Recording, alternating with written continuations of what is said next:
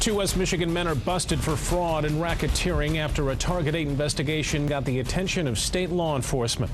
Target 8 investigator Henry Erb has the details of what the state says is a $9 million scam that stole from more than 140 victims. Those victims are from Kent and Ottawa counties as well as other parts of Michigan. They've been waiting for years for foreign bank accounts to open up and drench them with riches. Accountant Dan Van Leer of Kentwood and the man reportedly behind the alleged scheme, Jeff Ripley of Sparta, walked into a Grand Haven courtroom this afternoon to hear charges that could get them 20 years in prison, racketeering, fraud, and securities violations. I would get 15 times the amount I loaned him.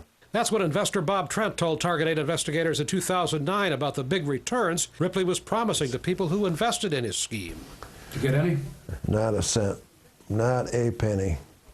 And I don't know of anyone that has. What Ripley was telling people is that they had access to millions of dollars in foreign bank accounts if only they could pay taxes and other fees to bring it to the U.S. That's exactly what they told us it was, pots of money.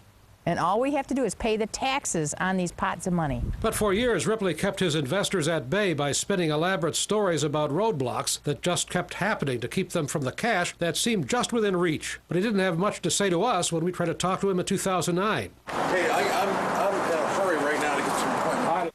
In spite of our story then, the scheme kept rolling for another 2.5 years, according to the Attorney General, ending with the men in court today discussing their bond with the judge. Any criminal record of any kind? None that I know of, no.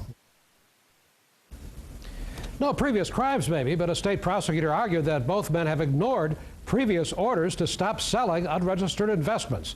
The judge set a high bond, $500,000 each for them, to get out of jail in a case that the state alleges cost some elderly victims their life savings.